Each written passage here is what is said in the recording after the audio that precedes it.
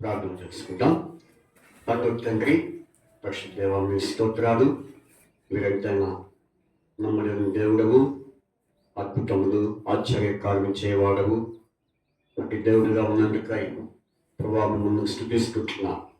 ఇది యెహోవా ఏర్పాటు చేసిన దినం.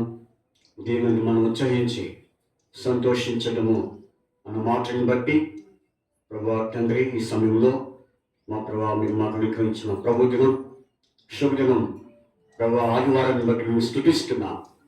కనుక మరి తండ్రి, ఈ సమయంలో మరి ప్రభా నేను ఈ యొక్క ఉదయకాలపు ఆరాధన సమయాన్ని బట్టి మేము స్థుతిస్తున్నాం. గడిచిన మరి వారు అంతా కూడా మీరు కాపాడి, మీరు సురక్షితంగా మమ్మల్ని భద్రపరిచి మాకు క్షేమాన్ని కలుగజేసినందుకై ప్రభావం స్థుతిస్తున్నా.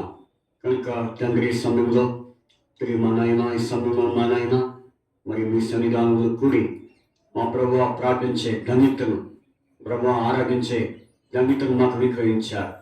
ప్రభు తండ్రి, ఈ దినాన్ని చూడలేక అనేకులు మా ప్రభు మా తండ్రి నాయన మరణించినారు, నశించిపోయినారు, అంతరించిపోయినారు.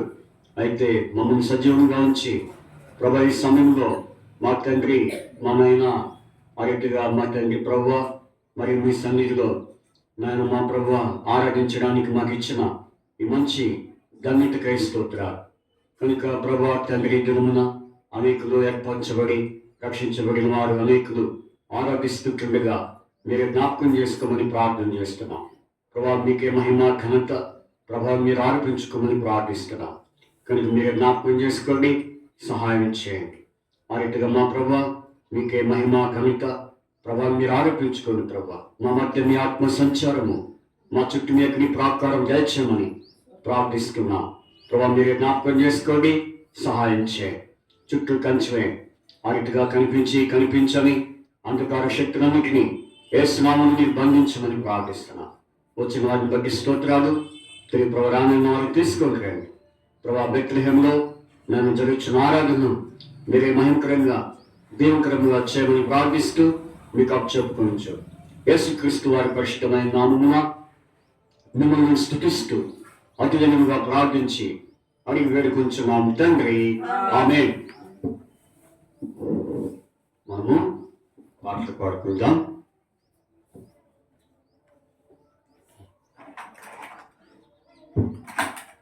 కీర్తన పాడుకుందాం.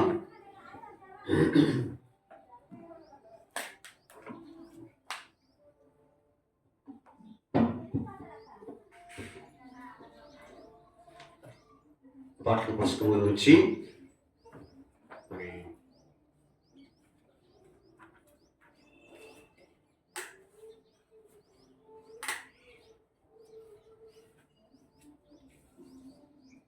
వచ్చేసి కీర్తనలు పాడుకుందాము. మనం ఆరాధన వర్తమానంలోకి ప్రవేశించక ముందు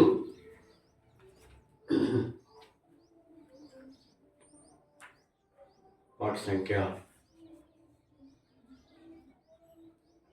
290వ పాట 290వ పాట పాడుకుందాం. మరి 4 వచ్చినాన్ని పాడుకుందాం.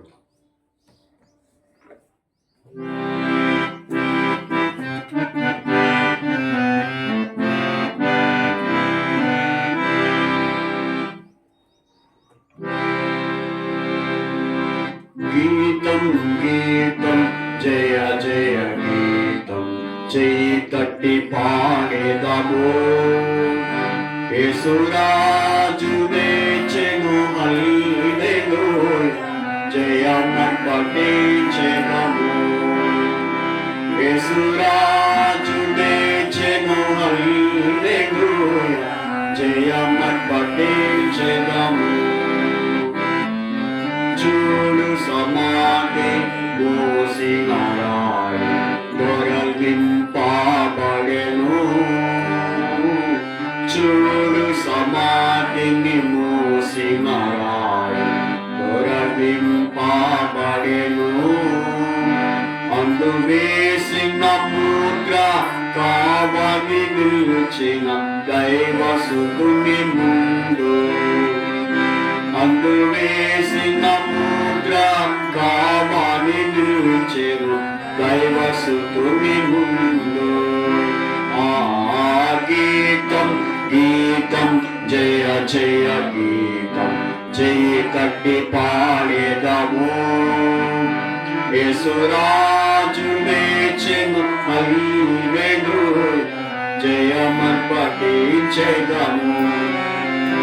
యేసురాజు లేచెను హల్లెలూయా జయమర్పటించెదము. వల్లదు వల్లదు ఏడువ వల్లదు వెల్గుడి కననీయకు. వల్లదు వల్లదు ఏడువ వల్లదు వెల్గుడి కననీయకు. తాను చెప్పిన విధమున తిరిగి లేచెను పరుగిని ప్రకటించుడి. తాను చెప్పిన విధమున తిరిగి లేచెను పరుగిని ప్రకటించుడి. గీతం గీతం జయ జయ గీతం చేతటి పాడేదము. యేసురాజు లేచెను హల్లెలూయా జయమర్పటించెదము. యేసురాజు లేచెను హల్లెలూయా జయమర్పటించెదము. వల్లదు వల్లదు అన్న కయాప వారణ సభయు అదురుచు పరుగిడి. అన్న కయాప వారణ సభయు భయపడి. ఇక నూతనమున ధ్వనిని వినుచు వణుకుచు భయపడి. ఇక నూతన ధ్వనిని వినుచు వణుకుచు భయపడి.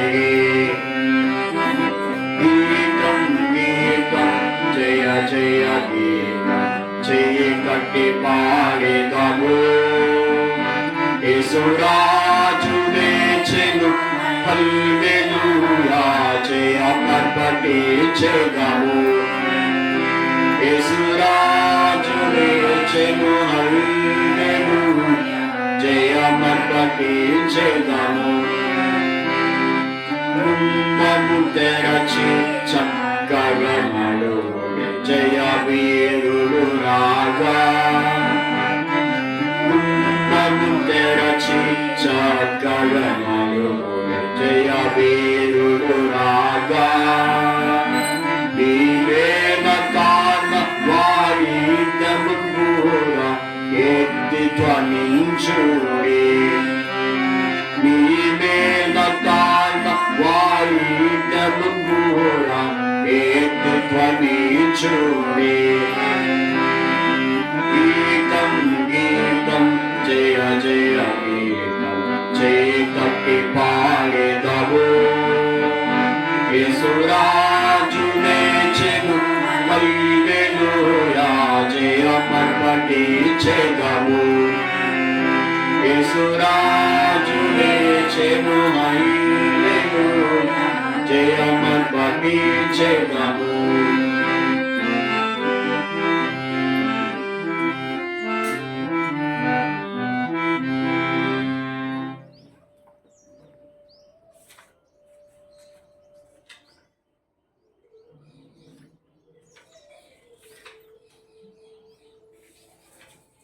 తర్వాత 291 పాట పాడుకుందాం. 291 పాడుకుందాం. పాట సంఖ్య కొంచెం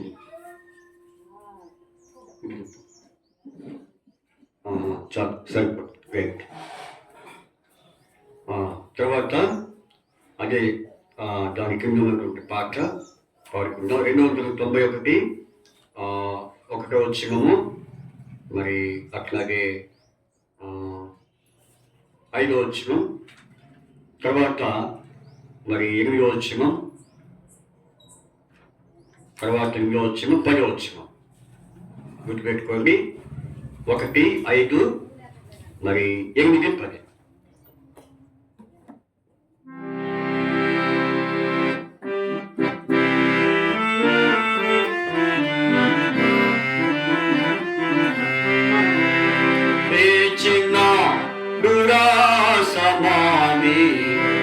గెలచినాడురా యేసు, లేచినాడురా సమాధి గెలచినాడురా. లేచి కుమితా చెప్పినట్లు, లేఖననితా చెప్పినట్లు, లేఖనములో పలికినట్లు, లేఖనములో పలికినట్లు, లేచినాడురా సమాధి గెలచినాడురా యేసు, లేచినాడురా సమాధి గెలచినాడురా. భద్రముగా సమాధిపై పెద్దరాతిని ఉంచి పట్టుకు, భద్రముగా సమాధిపై పెద్దరాతిని ఉంచి పట్టుకు, ముద్ర వేసి రాత్రి అంతా, ముద్ర వేసి రాత్రి అంతా, నిద్రనే కావలి ఉన్నా, నిద్రనే కావలి ఉన్నా, లేచినాడురా సమాధి గెలచినాడురా యేసు, లేచినాడురా సమాధి గెలచినాడురా. చచ్చిపోయి లేచినాడు, స్వామి భక్తుల కరుపడినాడు. చచ్చిపోయి లేచినాడు, స్వామి భక్తుల కరుపడినాడు. చచ్చినను నన్ను లేపుతాడు, చచ్చినను నన్ను లేపుతాడు. చావు అంటే భయపడరాను, చావు అంటే భయపడరాను.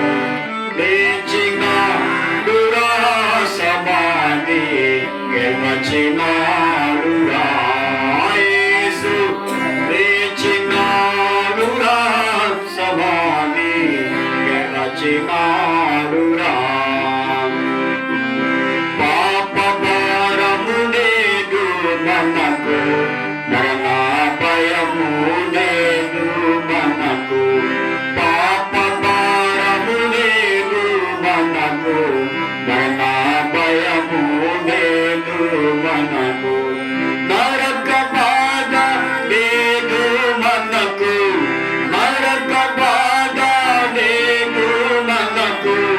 మరువాకండి యేసు ప్రభుని, మరువాకండి యేసు ప్రభుని. లేచినాడురా సమాధి గెలచినాడురా యేసు, లేచినాడురా సమాధి గెలచినాడురా. యేసు నందే రక్షణ భాగ్యం, యేసు నందే నిత్య జీవం, యేసు నందే రక్షణ భాగ్యం, యేసు నందే నిత్య జీవం. యేసు నందే ఆత్మ శాంతి, యేసు నందే ఆత్మ శాంతి, యేసు నందే మోక్ష భాగ్యం, యేసు నందే మోక్ష భాగ్యం. లేచినాడురా సమాధి గెలచినాడురా యేసు, లేచినాడురా సమాధి గెలచినాడురా. పాపుల కై వచ్చినాడు,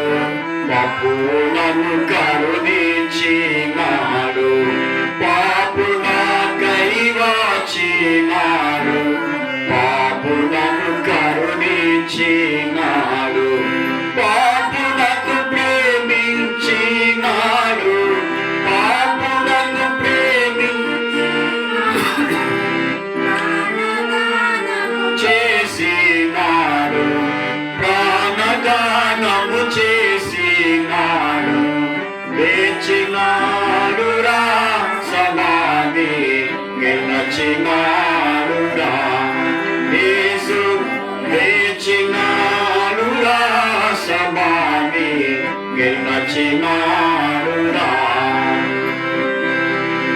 ఎత్తునన్నిగా చెప్పినట్లు ఎత్తునన్నిగా చెప్పినట్లు లేఖనములో పలికినట్లు లేఖనములో పలికినట్లు లేచినాడురా సమాధి గెలచినాడురా యేసు లేచినాడురా సమాధి గెలచినాడురా. మనం ఆరాధన కొరకు మరి దేవుని వాక్యాన్ని మనము ధ్యానించిన యొక్క ప్రభుని ఆరాధించడం కొరకు మరి మొదటి పేతురు పత్రిక మొదటి పేతురు, మీరు కంజరు తాళం వాయించవచ్చు కదా, మర్చిపోయారా? ఈసారి పాటకి కంజరు తాళం వాయించు, అక్కడే ఉన్నాయి కదా ఏమా ఎరా కాము కూర్చోకూడదు. నేను వాయించమంటే వాయించాలా? నీకు వచ్చి కదా, ముందు జరుగు, ఎస్కేరు నువ్వు ముందు జరుగు. ఇంక పెద్ద ఉన్నారు వెనక్కి పోయి కూర్చున్నావు, ఇంకా జరుగు ముందుకి. రైట్. మొదటి పేతురు దేవుణ్ణి ఆరాధించట కొరకు మొదటి పేతురు మరి 1వ అధ్యాయం, మొదటి పేతురు 1వ అధ్యాయము మరి 3-4 వచనాలు చదువుకుందాం. 3-4 వచనాలు చదువుకుందాం. మన ప్రభువు యేసు క్రీస్తు తండ్రి అయిన దేవుడు స్తుతింపబడును గాక.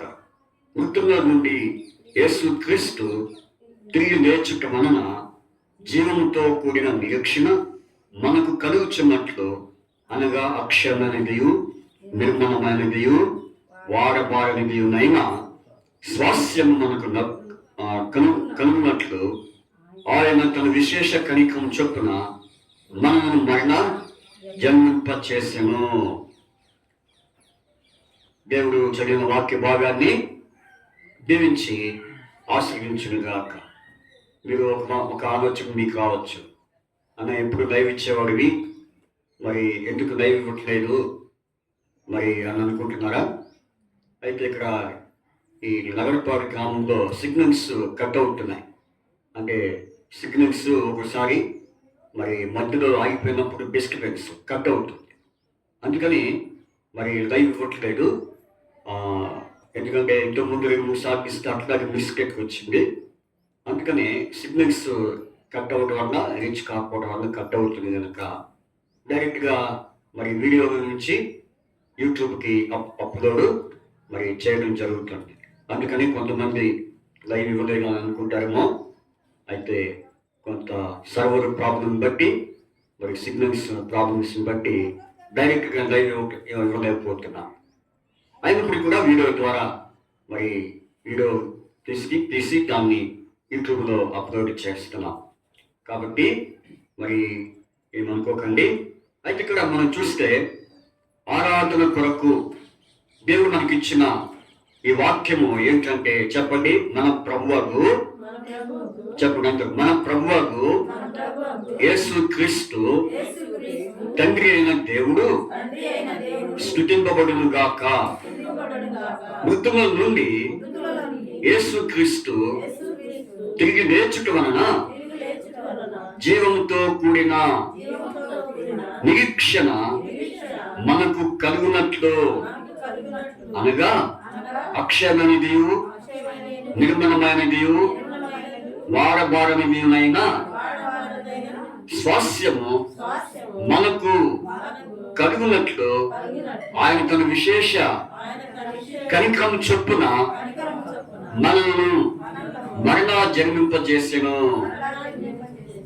దేవుడు చదివిన వాక్య భాగం దీవించి ఆశీర్వించి ఆరాధన దేవుడు మనకు సహాయం చేయను గాక. మనం చదివిన ఈ వాక్యము మనకి దినము ఏప్రిల్ క్యాలెండర్లో ఇవ్వబడిన 20వ తారీఖు అంట 8 8 ఒక 8 ఒక 9 అంటున్నారు. అంటే మీరు క్యాలెండర్ మొహం చూసి రాడా? చదువు లేకపోయినా చదువున్నా మరి ఈరోజు తారీఖు అని గుర్తుంటుంది. చదువునే మనకి తారీఖు గుర్తుండదా? చదువుకున్న వాళ్ళకంటే చదువులేము తారీఖు బాగా గుర్తుంటుంది. మరి మరి మీరు వాక్యం సరిగ్గా చూస్తుంటున్నా ఏం ఏం చూసి వచ్చారు? వాక్యం చూసారా? ఈరోజు దినవాక్యం ఇది. ఏ వాక్యం ఇది? దినవాక్యం. మనకి ఇవ్వబడిన మరి ఆదివారము దినవాక్యము. కాబట్టి ఈ దినవాక్యం మీద మనము ఆరాధన వర్తమానాన్ని ధ్యానించినట్టున్నాం. అయితే దేవుణ్ణి ఆరాధించుటకు ఆయన మనము స్తుతించి ఘనపరిచి ఆయన కొనియాడుటకు ఈ వాక్యం మనకు ఎంతో ఆధారం అవుతుంది. మన ప్రభువు యేసుక్రీస్తు తండ్రి అయిన దేవుడు స్తుతింపబడును గాక. ఇక్కడ ఇద్దరు కనిపిస్తున్నారు. ఎవరు వాళ్ళు? యేసుక్రీస్తు అలాగే తండ్రి అయిన దేవుడు. ఇద్దరిని దేవుని మరి మనము స్తుతించుట లేకపోతే ఆయనను మనము ఆరాధించుట అనేది మనకు అనిపిస్తూ ఉంది. కాబట్టి యేసుక్రీస్తు వారిని మనం ఆరాధించిన తండ్రిని ఆరాధించినట్టే. తండ్రిని ఆరాధించిన కుమారుడైన యేసుక్రీస్తు ప్రభు వారిని మనము ఆరాధించినట్టే. కాబట్టి ఇద్దరిని మనం ఏం చేయాలా? ఆయన మనము ఆరాధిస్తున్నాం. సరే, దేవుణ్ణి మనం ఎందుకు స్తుతించాలి లేకపోతే ఎందుకు మనము ఆరాధించాలని అంటే ఇక్కడ ప్రాముఖ్యమైన అంశం ఏంటి? అంశం అంటే మృతుల నుండి యేసుక్రీస్తు తిరిగి లేచుట వలన. చాలు చెప్పండి.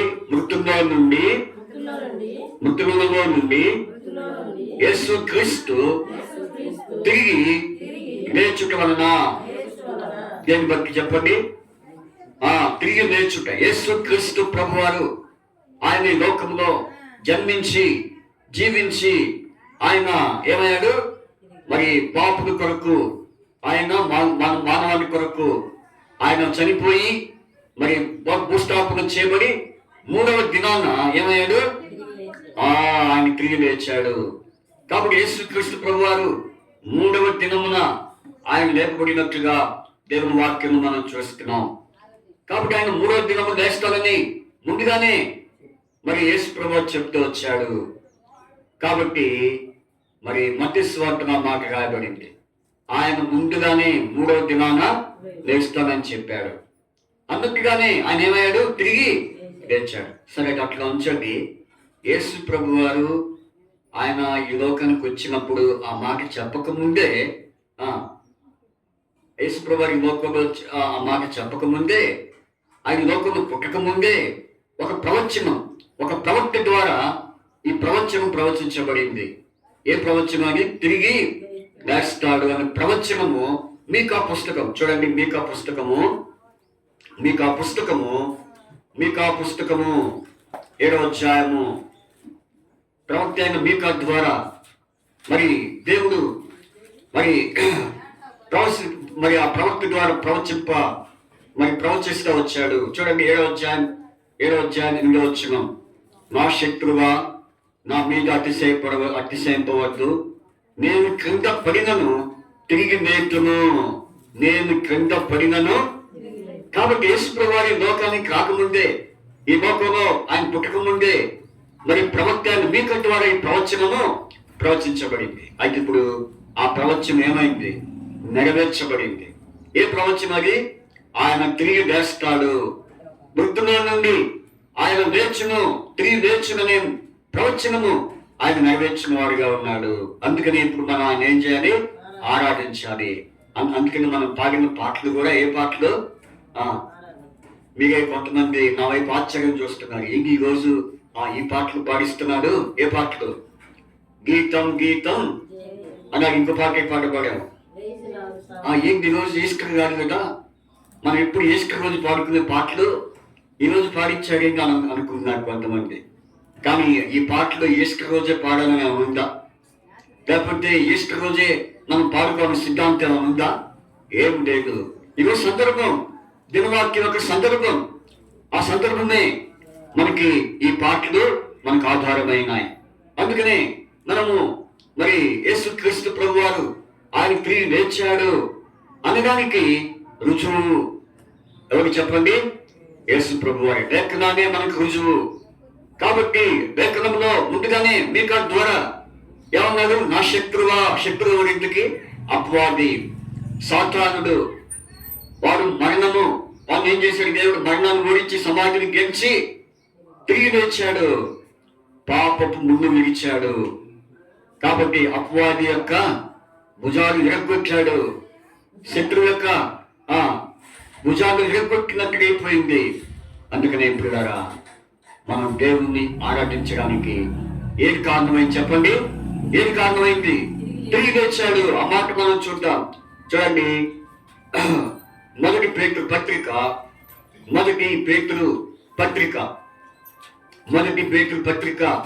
మరి 1వ అధ్యాయంలో మనం చూస్తే చూడండి, మొదటి పేతురు పత్రిక 1వ అధ్యాయము 3-4.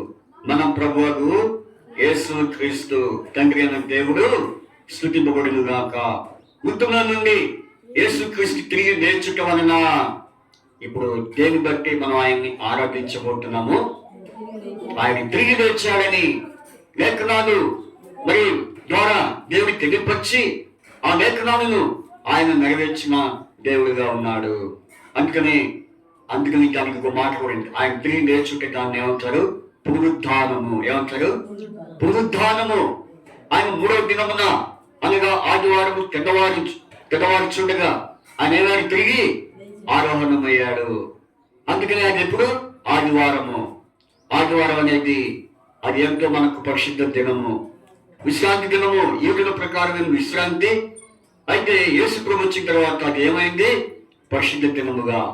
కాబట్టి ఆయన తిరిగి లేచిన దినము ఆదివారము.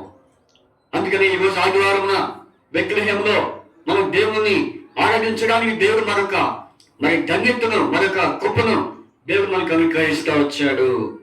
కాబట్టి ఇప్పుడు దేవుణ్ణి ఆరాధించక ముందు ఆయన తిరిగి లేచాడనే విషయాన్ని మనం జ్ఞాపకం చేసుకుందాం. సరే, యేసు ప్రభు వారు ఆయన పునరుద్ధానుడైన దేవుడని ఆయన చెప్పాడు. ఎక్కడ చెప్పాడని చెప్పండి? యోహాను సువార్తలో 11:24 నేను పునరుద్ధానమును జీవమును నేనే, పునరుద్ధానము నేనే, జీవమును నేనే అని చెప్తూ నా ఇంటి విశ్వాసం ఉంచేవాడు చనిపోయినను బ్రతుకుడు తిరిగి. కాబట్టి పిల్లరా, ఇక్కడ మనం చూస్తే యేసు ప్రభు వారు ఎవరు? పునరుద్ధానుడైన దేవుడు. ఆ పునరుద్ధానుడైన దేవుణ్ణి మనము ఆరాధించడం ఎంతో మంచిది. ఇంకో విషయం ఏంటంటే, యేసు క్రీస్తు ప్రభు వారు పునరుద్ధానుడయ్యాడని కొంతమంది ఒప్పుకున్న వారు ఎవరు తెలుసా? సద్దుకై. ఎవరు వాళ్ళు? వాళ్ళు ఒప్పుకోవట్లేదు. ఎంత మాత్రం వారు ఒప్పుకోవట్లేదు. వాళ్ళు ఒప్పుకోకపోయినా అది అక్షరాలుగా ఏమైంది? నెరవేర్చబడింది, అక్షరాలుగా రుజువైంది. కాబట్టి ఎన్నో ఆధారాలు ఉన్నాయి. కనుక యేసుక్రీస్తు ప్రభువారు మొత్తానికి ఏమయ్యాడు? తిరిగి లేచాడు. ఇప్పుడు దేవుణ్ణి ఆరాధించడానికి కారణం ఏంటంటే ఆయన తిరిగి లేచాడు, లేకపోతే పునరుద్ధానుడైనాడు అనడానికి కొన్ని కారణాలు మనం చూద్దాం. యేసు ప్రభువారు తిరిగి లేచుడి ద్వారా, లేకపోతే ఆయన లేపబడి ద్వారా మన జీవితంలో మరి మనం పొందినటువంటి ప్రయోజనాలు ఏమిటో వాటిని బట్టి మనం చూసి ప్రభుని ఆరాధించుకుందాం. చూడండి, మొట్టమొదటిగా రోమపత్రిక 4వ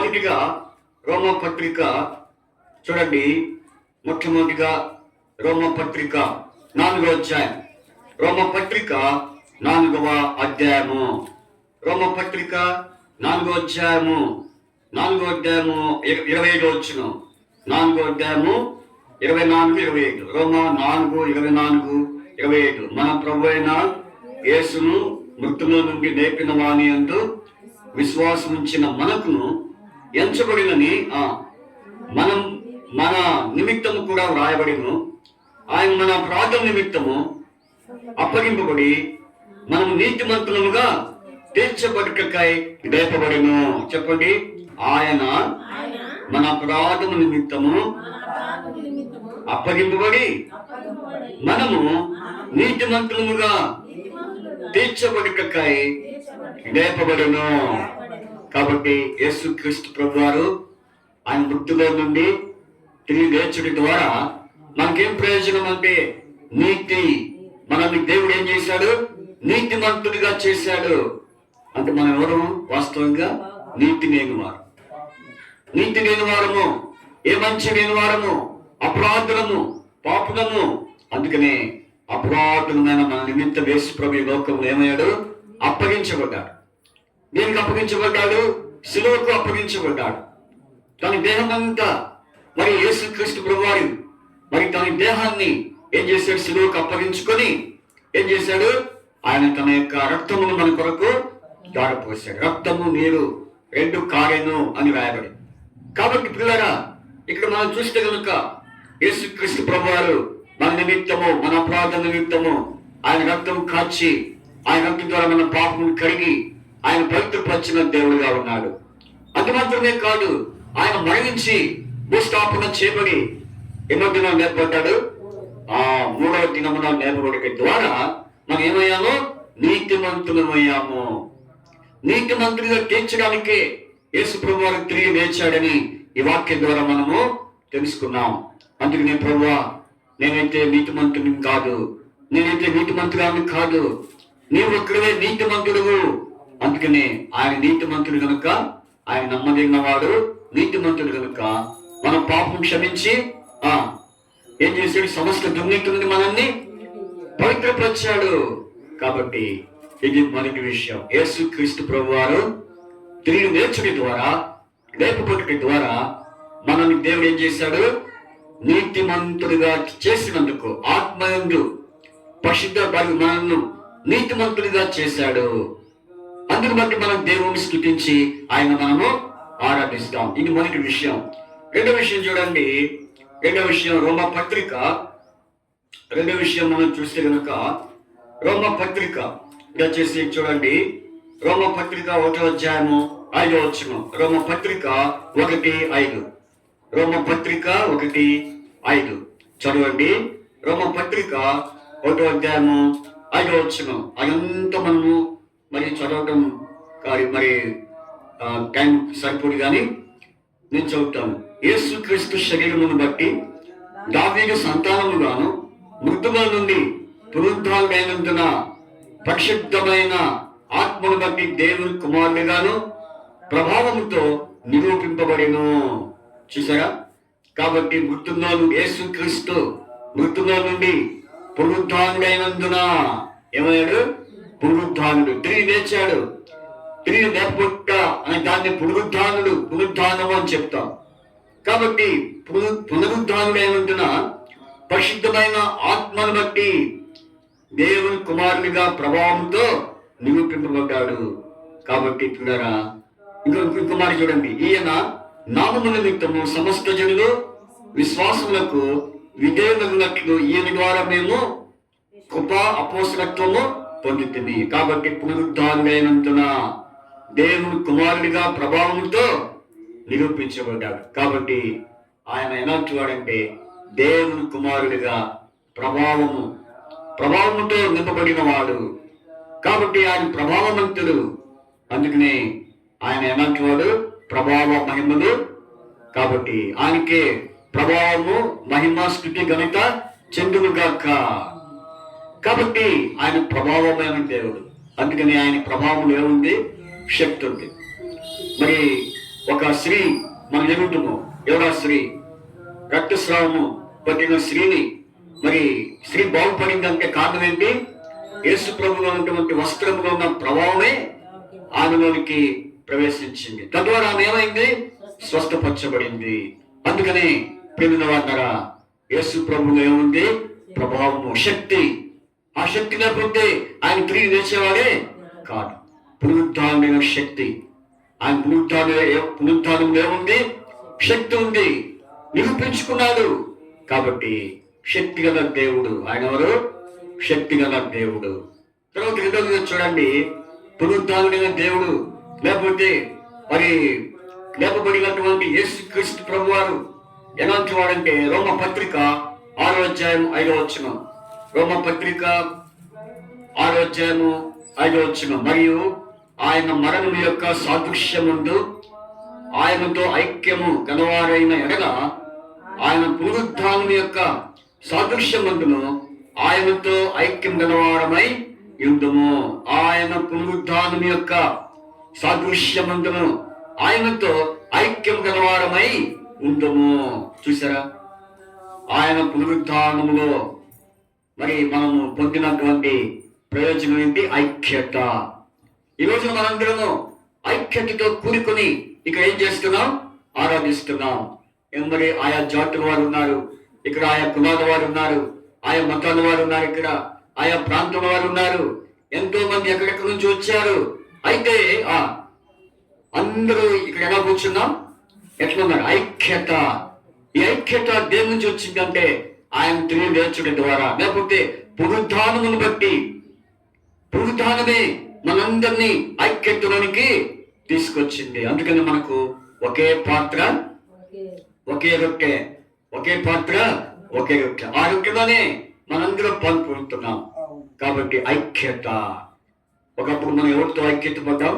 లోకంలో ఐక్యత, లోక సంబంధమైన స్నేహంతో ఐక్యత కలిగిన వారమే ఉన్నాం. ఇప్పుడు ఎవరితో ఐక్యత? దేవుని ప్రజలైన వారితో, దేవుని బిడ్డలైన వారితో, ఆయన మరి పాత్రలో పాలు పొందిన వారితో ఐక్యత మరి కలిగే ధన్యత దేవుడు మనకు ఇచ్చాడు. దేనికి కారణం చెప్పండి? ఆయన మనందరూ ఐక్యతలోని కావడం కారణం ఏంటి? పునరుద్ధానము, తిరిగి లేచడం ద్వారా. కాబట్టి మొట్టమొదటిగా ఆయన తిరిగి లేచడం ద్వారా మనం నీతిమంతుడిగా చేశాడు. రెండవది, ఆయన తిరిగి లేపబడటం ద్వారా ఆయన శక్తి గల దేవుడిగా, ఆ శక్తిని దేవుడు మనకు అనుగ్రహించిన దేవుడిగా ఉన్నాడు. దేవుని కుమారుడిగా ప్రభావంతో ఆయన నిరూపించుకున్నాడు. కాబట్టి మూడవదిగా మనం చూసాం ఐక్యత. చెప్పండి, ఐక్యత. కాబట్టి ఆయన తిరిగి లేచడం ద్వారా మనందరినీ ఐక్యతలోనికి, ఒక త్రాటి మీదకి ఆయన మనం నడిపించిన దేవుడు. అందుకనే ఏకభావంతో, ఏక మనసుతో, ఏక తాత్పర్యంతో మనం ఏం చేస్తాం? ఆరాధన చేస్తాం. కాబట్టి ఇదే మనల్ని ఐక్యతలోనికి నడిపించినాము. నాలుగోదిగా చూడండి, నాలుగోదిగా మరి మత్తయి సువార్త 23వ అధ్యాయము, మత్తయి సువార్త 23వ అధ్యాయం, మత్తయి సువార్త 23వ అధ్యాయం 31వ వచనం. మత్తయి సువార్త 23:31. మత్తయి సువార్త 23:31 చదవండి. మత్తయి సువార్త 23:31 చదవండి. అందువలన మీరు ప్రవక్తలకు చంపిన వారి కుమారులై ఉన్నారని మీ మీద మీరే సాక్ష్యం చెప్పుకొనుచున్నారు. అది కాదు, 22:31 22:31లో రాయబడింది. పునరుద్ధాన, నూతన పునరుద్ధానం గురించి నేనే అబ్రహాము దేవుడును, ఇసాకు దేవుడును, యాకోబు దేవుడిని ఉన్నానని దేవుడు మీతో చెప్పిన మాట నీవు చదవలేదా? ఆయన సజీవులకు దేవుడే గాని మృతులకు దేవుడు కాడని వారితో చెప్పాను. జనులు ఇది విని ఆయన బోధకు ఆశ్చర్యపడి. కాబట్టి నూతన పునరుద్ధానం గురించి మరి ఏమంటున్నారు యేసుప్రభు వారు? చెప్పండి. నేను అబ్రహాము దేవుడును, ఇసాకు దేవుడును, యాకోబు దేవుడు. కాబట్టి ఈ దేవుడు ఎవరి దేవుడు? అబ్రహాము దేవుడు, ఇసాకు దేవుడు, యాకోబు. పునరుద్ధానుడైన దేవుడు, తిరిగి లేపబడిన యేసుక్రీస్తు ప్రభువారు ఎవరి దేవుడు అంటే అబ్రహాము దేవుడు, ఇసాకు దేవుడు, యాకోబు దేవుడే మన దేవుడు. అందుకని దేవుడు మారడు. అందుకని అబ్రహాము దేవుడు మనకు దేవుడు కాదు. ఇసాకు దేవుడే ఉండి అబ్రహాముకి దేవుడు కాదు. అబ్రహాము దేవుడే ఇసాకు దేవుడు, ఇసాకు దేవుడే యాకోబు దేవుడు. మీకు ముగ్గురు దేవుడే మనకు ఆ దేవుడే. అందుకని నేను తప్ప వేరే దేవుడు మీకు ఉండకూడదు. కాబట్టి ఆయన మాత్రమే అమరత్వం గల దేవుడు. అందుకని ఆయన ఏకైక దేవుడు. ఎవరైనా ఆయన ఏకైక దేవుడు. ఆ దేవుడు మనము కలిగి ఉన్నాము. అందుకని యెహోవా తమకు దేవుడుగా గల జనులు ధన్యులు. కాబట్టి ఆయన మనం ఆయనకి జనులుగా, ఆయన మనకు దేవుడుగా మరి కలిగి ఉన్నందుకు మనం ఎవరము? ధన్యులము. కాబట్టి ఈ విషయాన్ని మనము జ్ఞాపకం చేసుకోవాలి. నాలుగోదిగా చూడండి, తిరిగి లేపబడిన యేసుక్రీస్తు ప్రభువారు ఆయన తిరిగి చివరిగా ఏం చేశాడంటే ఇప్పుడు మనం చూద్దాం. చూడండి, మొదటి కొరింథీ పత్రిక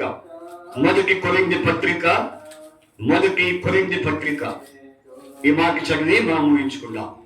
మొదటి కొరింథీ పత్రిక 15వ అధ్యాయము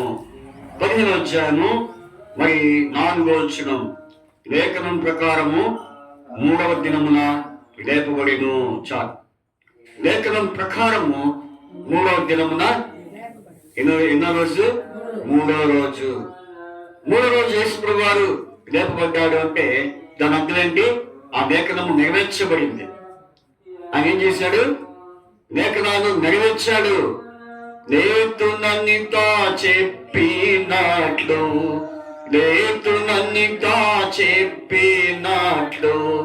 లేఖనములు పలికినట్లు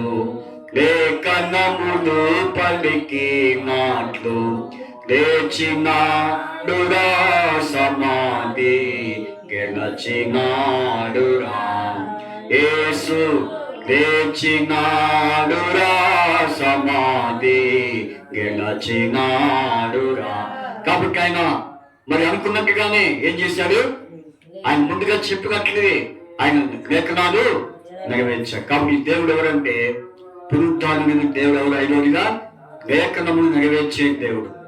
లేఖనాలు నెరవేర్చుకున్నారు, నిరూపించుకున్నారు కాబట్టి మనం ఆయన్ని ఆరాధించాలి. కాబట్టి పునరుత్థానం దేవుడు మనం ఏం చేశాడు? నీతిమంతులుగా చేశాడు. రెండవదిగా తిరిగి లేపబడిన దేవుడు శక్తి గల దేవుడు. ఆ శక్తిని ఆయన మనకు అనుగ్రహించాడు. తర్వాత ప్రభావం, దాంట్లోనే ఆయన ప్రభావం కలిగిన దేవుడు. ఆ ప్రభావమే మనలోనికి ఆయన మరి ప్రవేశింపచేశాడు. మూడవదిగా ఐక్యత. తిరిగి లేపబడిన యేసుక్రీస్తు ప్రభువారు, పునరుద్ధానుడైన యేసు ప్రభువారు, ఆయన పునరుద్ధానుడైనందున మనలో దేవుడు చేసిన కార్యం ఏంటి? ఐక్యత. నాలుగోది మనం ఏం చూసాం? నాలుగోది మనం ఏం చూసాం చెప్పండి? ఆయన ఎవరు? పునరుద్ధానుడైన దేవుడు ఎవరు? ఏ దేవుడు? అబ్రహాము, ఇస్సాకు, యాకోబుల దేవుడే మన దేవుడు. ఆయన ఏకైక దేవుడు.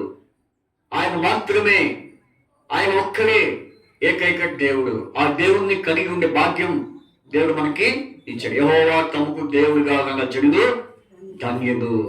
కాబట్టి దేవుని ప్రజలను ఆయన మనకు దేవుడిగా ఉండటం మనకెంతో ధన్యత. తర్వాత ఐదవదిగా మనం చూసాము, పునరుత్థానుడైన దేవుడు ఏం చేశాడు? లేఖనాలు నెరవేర్చిన దేవుడు. కాబట్టి ఈ సంగతులను మరి తలంపుగా పెట్టుకొని మరి మనము దేవుణ్ణి ఆరాధించండి. సమీపంగా బిగ్గరగా గట్టిగా ఆరాధించండి.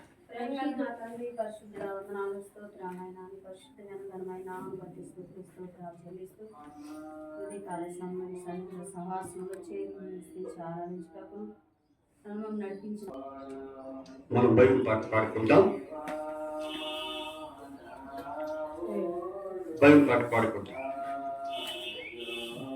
గ్రంథవాగ్దానంబునన్ని నావి ప్రతి అధ్యాయము వరుసవచనము దాన దివ్య ప్రేమ వాగ్దానంబును గ్రంథవాగ్దానంబునన్ని నావి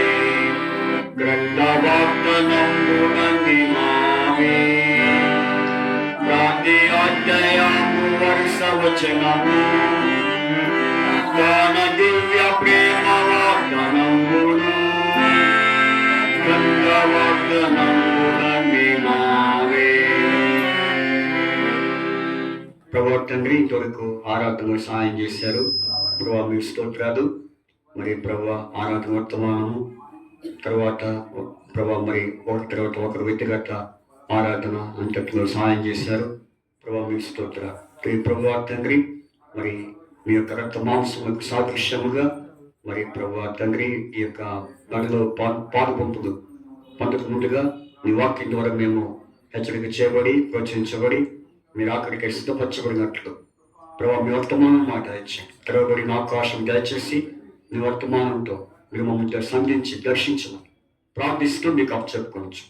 యేసుక్రీస్తు వారి పరిశుద్ధమైన నామమున మేము స్తుతిస్తూ అతిగా ప్రార్థించడి వేడుకొంచున్నాము తండ్రి. ఆమేన్. మరి ఇప్పటి వరకు మరి దేవుణ్ణి మనము మరి ఆరాధిస్తూ వచ్చాం. కాబట్టి మరి రెండవ వర్తమానంలో మరి ఇదే మన అంశం, మన వాక్య అంశము. ఈ దినవాక్యమే మనకు మరి కారణంగా ఉంటుంది. చూడండి, మొట్టమొదటి పేతురు పత్రిక 1 అధ్యాయము 3-4 వచ్చిన. 1 పేతురు 1:3-4 వచ్చిన. మన ప్రభువుకు యేసు క్రీస్తు తండ్రి అయిన దేవుడు స్తుతింపబడును గాక. మృతుల నుండి యేసు క్రీస్తు తిరిగి లేచుట వలన జీవంతో కూడిన నిరీక్షణ మనకు కలుగునట్లు చాలు. కాబట్టి ఉదయ కాలము అనగా మొదటి సెక్షన్లో దేవుని మనము ఆరాధన చేశాము. దేవుణ్ణి ఆరాధించడానికి ఏం కారణం అంటే ఆయన తిరిగి లేచాడు, యేసుక్రీస్తు తిరిగి లేచుట వలన అన్న అంశము మనకు ఆరాధనకు ఎంతో ఆధారమైనటువంటి మాటలు దేవుడు మనకు అనుగ్రహించాడు. అయితే ఇప్పుడు రెండవదిగా మనం చూస్తే మరి ప్రభు యొక్క పాత్రలో ఆయన శరీరము, ఆయన రక్తములో మనం పాలు పంపును పొందినట్లుగా ఆ రసంలో మనం పాలు పంపును పొందాలి అంటే మరి ఏ విధంగా మనము పొందాలి, ఎట్లా పొందితే దేవునికి మనము ఇష్టముగా ఉంటాము. అందుకనే ఇందులో మనము పాలు పంపును పొందక ముందుగా యోగ్యమైన రీతిలో మనము పాలు పంపును పొందాలి. ఎవరైతే దేవుని యొక్క మరి బంధకు సమీపించి యోగ్యమైన రీతిలో పాలు పొందుతారో అటువారు ధన్యులు. కాబట్టి ఇప్పుడు మరి ఆయన బంధంలో మనము యోగ్యముగా పాలు పొందక ముందు మరి దేవుని వాక్యం మనకు రెండో అంశం ఏంటంటే జీవంతో కూడిన నిరీక్షణ మనకు కలుగునట్లు. నిరీక్షణ అనేది రెండవ అంశము. ఇదే దినవాక్యంలో మొదటిగా లేచుట వలన అని దాని మీద మరి యేసుక్రీస్తు తిరిగి లేచుట వలన అనే అంశం మీద ఆరాధన వర్తమానం అయితే, రెండవ వర్తమానం ఏంటంటే నిరీక్షణ. ఏంటి? నిరీక్షణ. కాబట్టి నిరీక్షణ అనేది మనకి ఎంతో అవసరము. ఎందుకంటే దేవుని యొక్క నిరీక్షణ ఎలాంటిది? శ్రేష్టమైనది. ఎలాంటిది? శ్రేష్టమైనది. చూడండి, హెబ్రీ పత్రిక 9వ అధ్యాయము, హెబ్రీ పత్రిక 7వ అధ్యాయం 12వ వచనం. హెబ్రీ పత్రిక 7:19. హెబ్రీ పత్రిక 7వ అధ్యాయము 19వ వచనం. హెబ్రీ 7:19. ఇక్కడ ఒక మాట రాయబడింది. అదంతా అవుతుంది కానీ మరి ఇక్కడ మనం చూస్తే అంతకంటే శ్రేష్టమైన నిరీక్షణ దాని వెంట ప్రవేశపెట్టబడను. అంతకంటే శ్రేష్టమైన నిరీక్షణ. కాబట్టి ఈ బైబిల్లో అనేకమైన నిరీక్షణలు ఉన్నాయి. అయితే ఇప్పుడు అవన్నీ మనం చూసుకోం కానీ ఇది మనకు శ్రేష్టమైన నిరీక్షణ. మన జీవితంలో అన్ని మరి నిరీక్షణ కంటే శ్రేష్టమైన నిరీక్షణ మన జీవితాన్ని ఏం చేస్తుంది?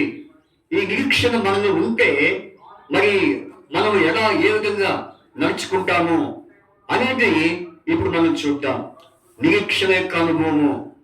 ఈ నిరీక్షణ మనలో ఉన్నప్పుడు మనం ఏ విధంగా ప్రయాణం చేస్తాం? ఆత్మీయ యాత్రా జీవితంలో మనం ఏ విధంగా ప్రయాణం చేయగలుగుతాం అనేది ఇప్పుడు మనం చూద్దాం. ఈ నిరీక్షణ మన యందు ఉంచుకోవాలి. మన యందు నిరీక్షణ ఉంటే, అందుకని ఈ నిరీక్షణ ఇంటికి యేసు ప్రభువే. ఒక పాట కూడా ఏ పాట? యేసు ప్రభువే మహిమ నిరీక్షణ మనలో ఉన్నాడు, జయధ్వనులతో ఆర్భటించేదాము, జయధ్వనులతో ఆర్భటించేదాము. కాబట్టి అక్కడ రాయబడింది ప్రభువే నిరీక్షణ, ప్రభువే నిరీక్షణ. కనుక ఆయనే మన నిరీక్షణ. కాబట్టి ఆ నిరీక్షణ మనకు ఉంటే మనము ఎలాంటి జీవితం కలిగి ఉంటాం అనేది ఇప్పుడు ఒక్కొక్కటి మనం చూద్దాం. చాలా సంతులు ఉన్నాయి కానీ ఇప్పుడు అవన్నీ చూసుకోవడానికి సమయం కాదు. అయితే ఆ శ్రేష్టమైన నిరీక్షణ మనలో ఉన్నప్పుడు మనం ఎలాంటి జీవితం కలిగి ఉంటామంటే, మొట్టమొదటిగా చూడండి, మొదటి యోహాను పత్రిక మొదటి యోహాను పత్రిక 3వ అధ్యాయం 3వ వచనం. మొదటి యోహాను పత్రిక 3వ అధ్యాయము వచ్చేసి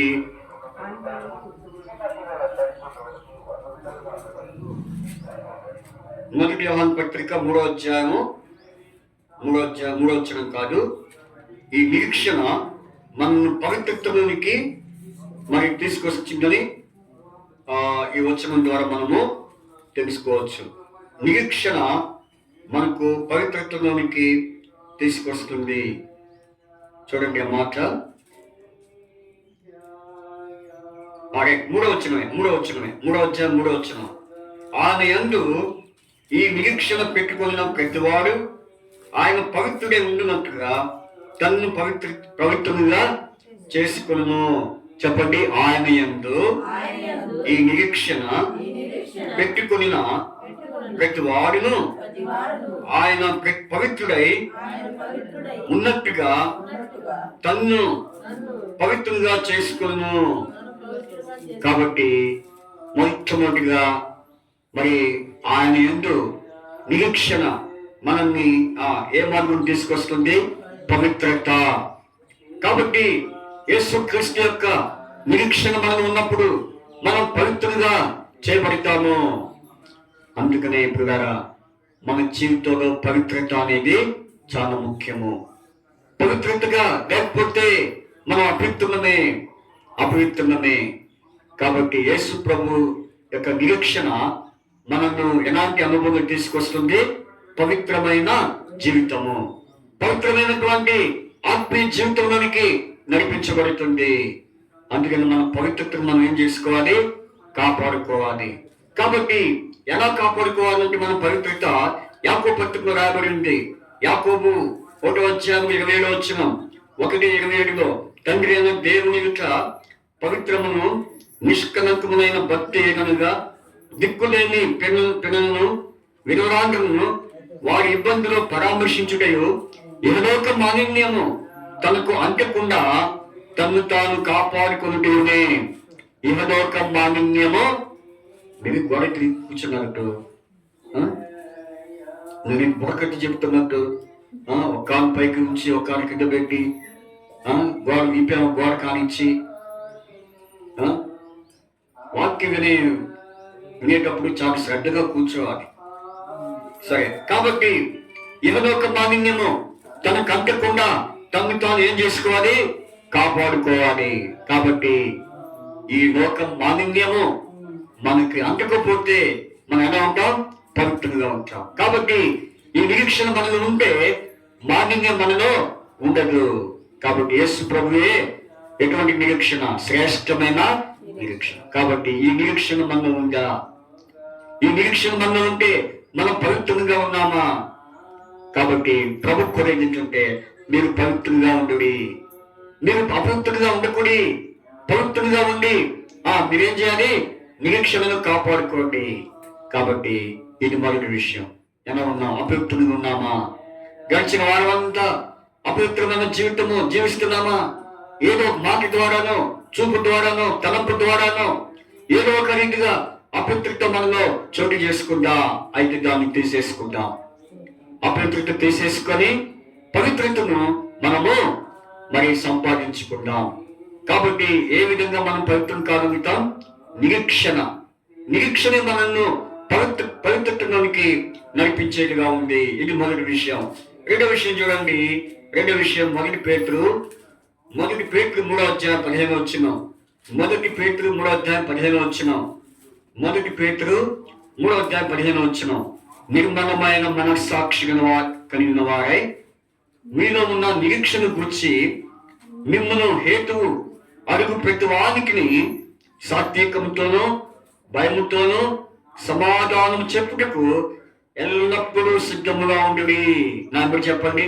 నిర్మలమైన మనస్సాక్షి కలిగిన వారై మీలో ఉన్న నిరీక్షణ గురించి మిమ్మల్ని హేతువు అడుగు ప్రతి వానికి సాత్వికముతోనూ భయముతోనూ సమాధానం చెప్పుటకు ఎల్లప్పుడూ సిద్ధముగా ఉండి. కాబట్టి మీలో ఉన్న నిరీక్షణ ఎలాంటి అనుభవం తీసుకొస్తుంది? సాత్వికము, భయముతో ఏం చెప్పాలి? సమాధానం చెప్పాలి. కాబట్టి ఎవరైనా మనల్ని ఏదైనా ప్రశ్న అడిగినప్పుడు, ఏదైనా మనల్ని ఒకవేళ ఏదైనా అడిగినప్పుడు వారికి ఎలా చెప్పాలి సమాధానం? సాత్వికంతో.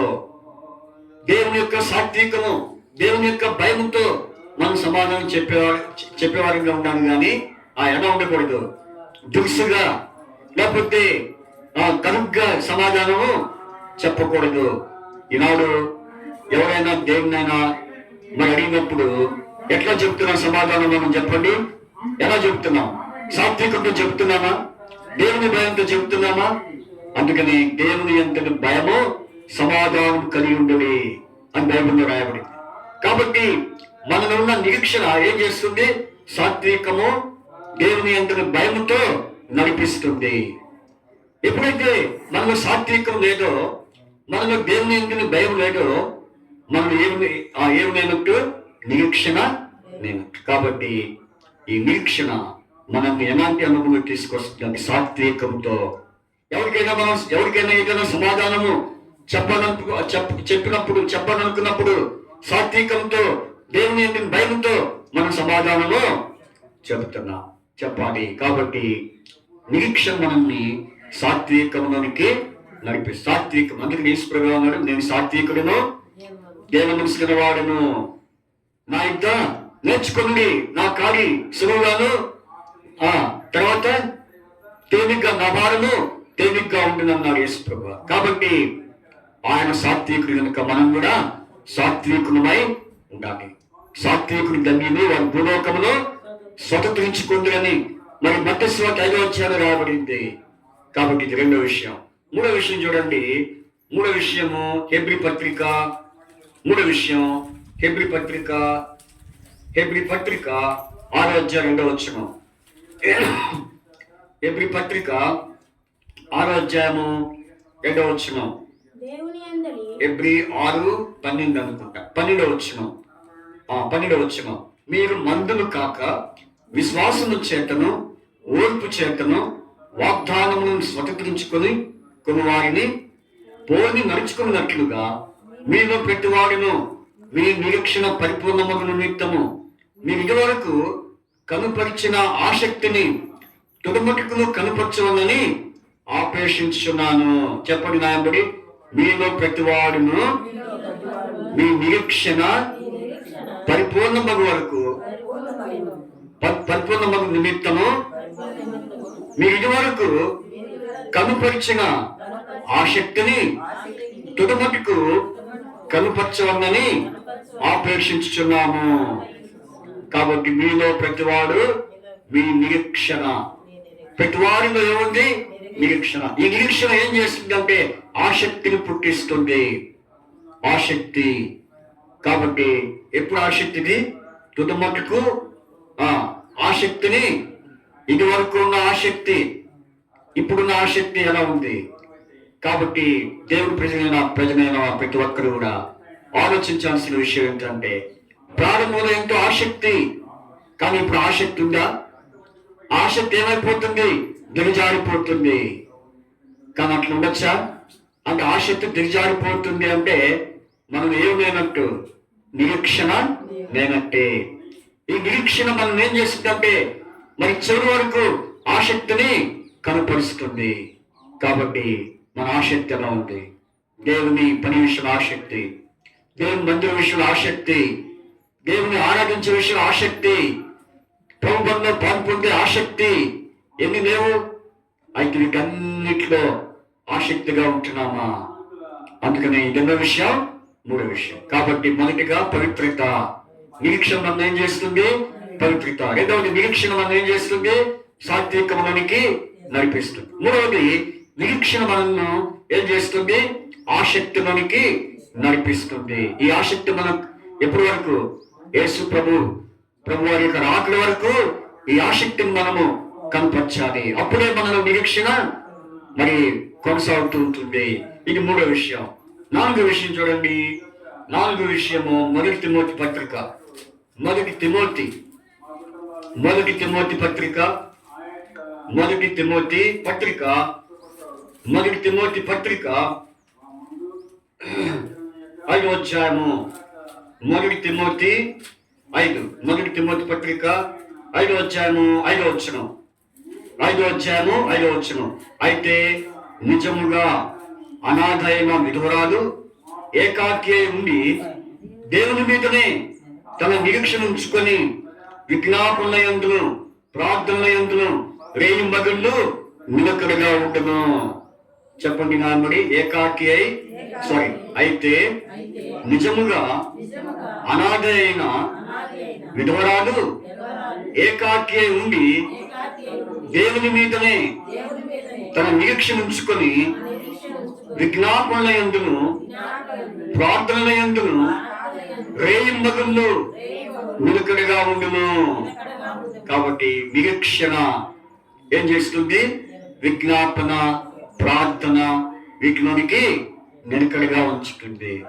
ఈనాడు దేవుని ప్రజలైన మీరు, దేవుని ప్రజలైన మనము ప్రార్థన, విజ్ఞాపన యందు నిలకడగా ఉంటున్నామా?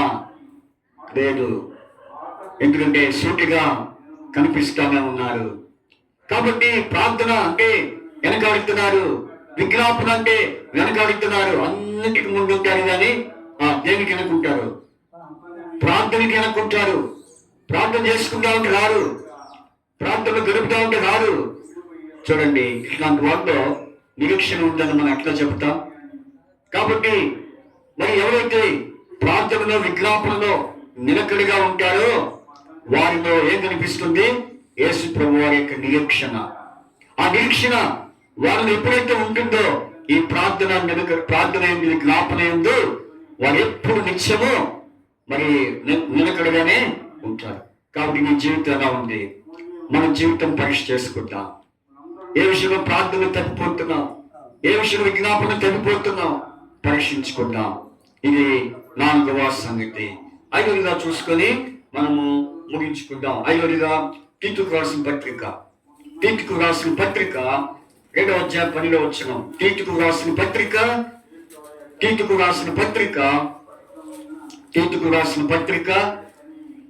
అధ్యాయము 10వ వచనం. 2:12 అందరూ చూద్దాం. మనము భక్తిహీనతను, ఇహలోక సంబంధమైన దురాశను విసర్జించి శుభప్రదమైన నిరీక్షణ నిమిత్తము అనగా మహాదేవుడును మన రక్షకుడినైన యేసుక్రీస్తు యొక్క ప్రత్యక్షత కొరకు ఎదురు చూచుచు. బట్టి చెప్పండి. శుభప్రదమైన నిరీక్షణ నిమిత్తము. కొంచెం చెప్పి గట్టిగా చెప్పండి. టిఫిన్ చేసి రాలేదు పొద్దున? మీకు టిఫిన్ చేసి వస్తే అసలు చెప్పరు. టిఫిన్ చేయకుంటేనే గట్టిగా చెప్తారు. మీకు ఆ రహస్యం తెలియదు.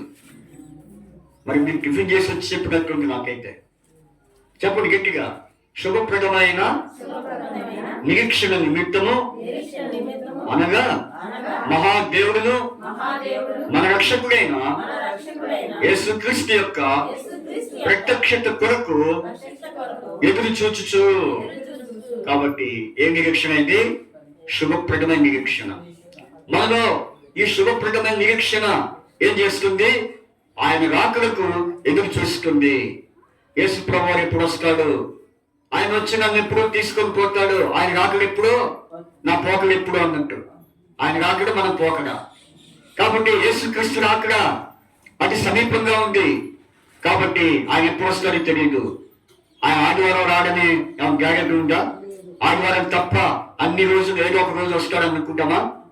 అనుకోలేము. ఆయన ఏ వారమైనా రావచ్చు, ఏ గడియని రావచ్చు, ఏ దినమైనా రావచ్చు.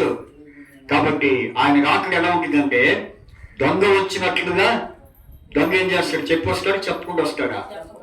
ఈ రోజు చెప్పి వస్తున్నారంట కొంతమంది. ఎలా వస్తున్నారు? చెప్పి వస్తున్నారు. కాబట్టి అట్లాంటి దొంగలు అయిపోయారు ఈ రోజుల్లో. కాబట్టి ఈ రోజుల్లో చూడండి, మరి పట్టణాల్లో, గ్రామాల్లో ఇప్పుడు ఎక్కువగా ఏమైపోయారు? దొంగలు ఎక్కువైపోయారు. కాబట్టి ఎలాంటి దొంగలు అంటే ఎలాంటి దొంగలు? పక్కపక్కదే.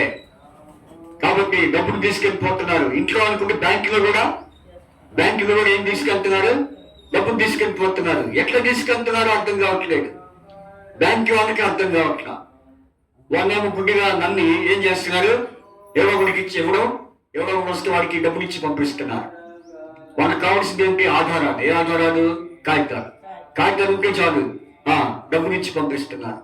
అందుకని ఇప్పుడు కొంతమంది పకడ్బందీగా ఆ మనిషి ఉంటేనే మేము ఇస్తాము, ఆ మనిషి ఏడా చచ్చిపోయాడంటే మాకంటూ అనవసరం, ఆ మనిషి తర్వాత మనిషి ఎవరో మాకు కనబడాలి. చూసారా? అయితే యేసు ప్రభు వారు దొంగని కాదు కానీ ఆయన ఎప్పుడు వస్తాడో తెలియదు కనుక ఆయన రాకడి కొరకాయ మనం ఏం చేయాలి? ఎదురు చూడాలి.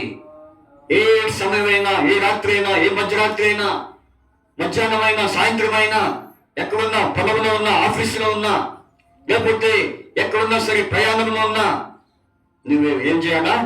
ఆయన రాకడి కొరకు ఎదురు చూడు. అప్పుడు నీలో ఒక నిరీక్షణ కనపడింది. ఏ నిరీక్షణ? శుభప్రదమైన నిరీక్షణ. కాబట్టి ప్రియమైన వారులారా, మరి ఆయన రాకడి కొరకాయ ఎదురు చూస్తున్నావా? ఆయన ప్రత్యక్షత కొరకాయ అనగా ఆయన రెండో రాకడి కొరకాయ నీవు ఎదురు చూస్తే నీవు ధన్యుడివే, ధన్యురాలువే.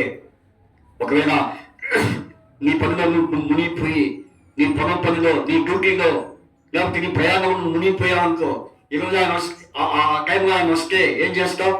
ఏమవుతావు? విడవబడతావేమో. ఒక కన్ను వేయాలి, ఒక కన్ను వేయాలి. ఏ కన్ను? ఒక కన్ను ఎటు ఉంచాలా? మన పనుల వైపు, ఇంకో కన్ను ఆయన రాకడి వైపు. అంతేగాని రెండు కన్ను నీ పని మీద ఉంచితే ఆయన వస్తాడు, తన వారిని తీసుకొని పోతాడు. కాబట్టి ఈ ఉదయకాలము బెత్లెహేములో ఉన్న విశ్వాసులారా, ఒకసారి పరీక్ష చేసుకోండి. ఈ నిరీక్షణ మనం ఎలాంటి అనుభవం తీసుకొస్తుంది? 5 మనం చూసాం. ఏ అనుభవంలోనికి? ఆయన రాకడకు ఎదురు చూచే అనుభవంలోనికి ఈ నిరీక్షణ మనం నడిపిస్తుంది.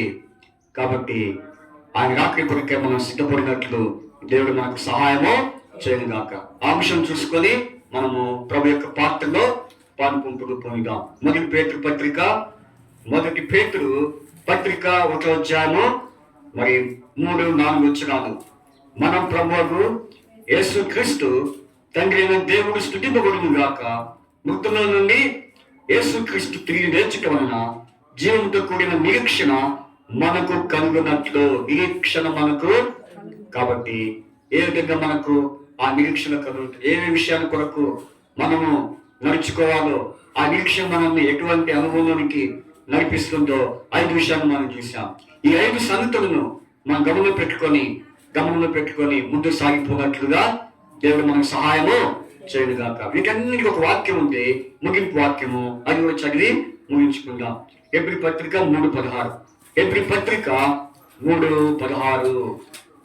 హెబ్రీ పత్రిక 3:16 చదివి ముగించుకుందాం. హెబ్రీ పత్రిక దయచేసి చూడండి. 3వ అధ్యాయం 6వ వచనం. అయితే క్రీస్తు కుమారుడే ఉండి తన ఇంటి మీద నమ్మకంగా ఉన్నాడు. ధైర్యమును నిరీక్షణ వలన ఉత్సాహమును తుదమట్టుకు స్థిరముగా చేపట్టిన ఎడల మనమే ఆయన ఇల్లు. కాబట్టి నిరీక్షణను మరి ఎప్పటి వరకు? తుదమట్టుకు స్థిరముగా చేపట్టుదుము గాక. దేవుడు ఆ రీతిగా మనకు సహాయము చేయను గాక. మోకరించండి, ప్రార్థన చేసుకుంటాం.